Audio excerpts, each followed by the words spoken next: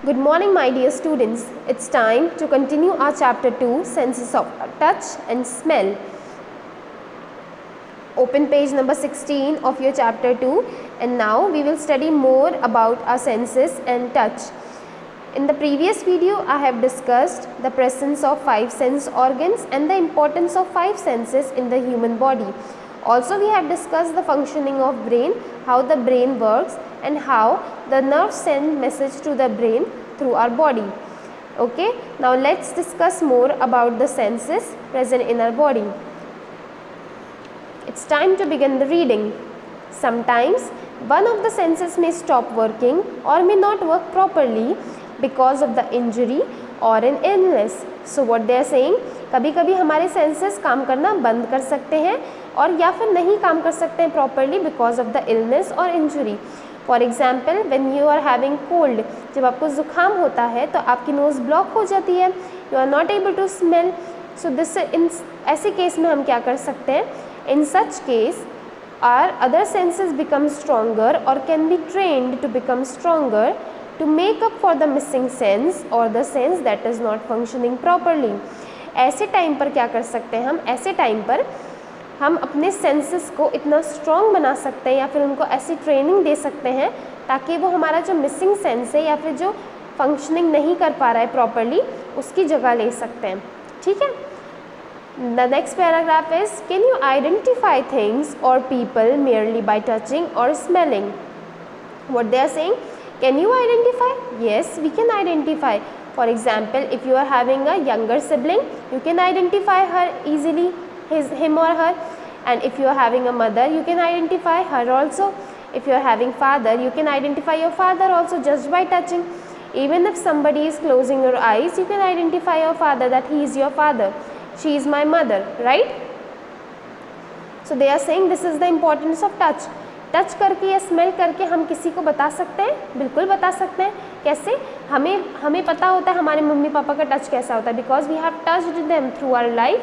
तो हमें पता होता है उनका टच कैसा है. अगर आपको कोई बोले कि आप अपनी आंखें बंद करिए and touch your parents and tell me which one is your parent, which one is your father, which one is your mother, तो यू कैन टेल ईजीली, है ना. Let us try feeling with our eyes and ears closed. Shut your eyes or blindfold them. Okay, so here is an activity they are saying. हम ऐसा feel कर सकते हैं कैसे, अपनी आइज़ या फिर एयर्स क्लोज करके, अपनी आँखों को ब्लाइंड फोल्ड करके ना. Okay, put up cloth on your eyes, cover your eyes and blindfold them, and then can you tell what is near you and what is far away? क्या आप बता सकते हैं?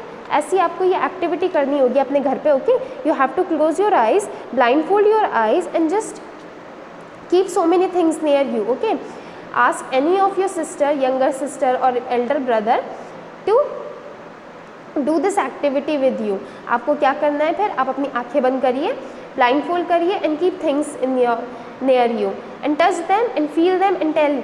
कि आप अपने भाई से फिर वेरीफाई करना, आप उनको बताइएगा भाई या बहन से if you are telling the right thing और not.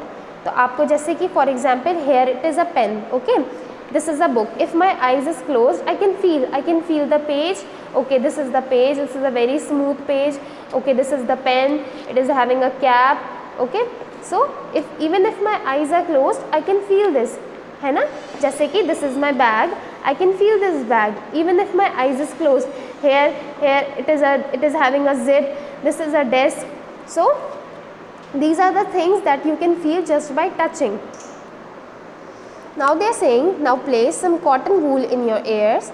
Listen carefully, what can you hear? फिर आपसे बोला गया है कि आप अपने कॉटन वूल जो है अपने एयर में रखिए और and then listen carefully what can you hear. जब आपके कॉटन लगा होता है तो आपको क्या होता है, एक वाइब्रेशन से आवाज़ आती है. Okay, you feel the vibration and you just concentrate की आवाज़ कैसी है ना. You start doing this. Keep your hands in front of you and try to move. अब आपकी आंखें भी बंद हैं and your ears are also closed. So what you will do, you will just keep your hand forward. Okay, आप अपने हाथ आगे रखेंगे और आप ऐसे चलते जाएंगे जैसे हम जब व्हेन वी प्ले. ओके, सो सबने गेम खेला होगा, मैंने तो बहुत खेला अपने बचपन में, आप लोगों ने शायद खेला हो या नहीं, I don't know about that. लेकिन it's a game, it's a blindfold, it's a game. Okay, आपको क्या होता है उसमें, you have to cover your eyes and then you have to identify so many people who are playing with you, उसको हम आँख में चोली भी कहते हैं। तो क्या होता है उसमें हम, क्योंकि हमारी आँखें बंद होती हैं तो हम क्या करते हैं, अपने टच का सेंस, अपने टच का इस्तेमाल करते हैं। We use our touch, we use our hands to feel the person, okay, to catch the person. So this is what they are saying कि आपको ऐसे ही अपने हैंड्स इन फ्रंट रख के, आपको ऐसे अपने हाथ आगे रख के अपने आसपास के लोगों को पहचानना है, आसपास की चीज़ों को पहचानना है। What senses are you using? Definitely it is a touch. We are using the touch. In a table, write the names of the person or thing you identified in the method used. We would mostly use our sense of touch to feel the things around us. So they are also saying कि we most of the time we use our sense of touch to feel the things around us, because when our eyes are closed, हमारी आंखें बंद हैं, ठीक है, हमारे कान भी बंद हैं, तो हमें क्या है, हम अपने टच को इतना स्ट्रॉन्ग बना सकते हैं कि हमें पता चल जाए कि हमारे आसपास की सराउंडिंग में क्या है, कौन प्रेजेंट है, कौन नहीं है। And here they have given a activity that is on page number 18. Okay, here they have given the table and you have to do this table on your own. You have to write the name of the person you have identified with the help of your touch, relationship, what relation you share with them, and what sense you have used to identify them. Okay, whether you have used the sense of touch, whether you have used the sense of smell, or whether you have used the sense of sight, anything. Okay.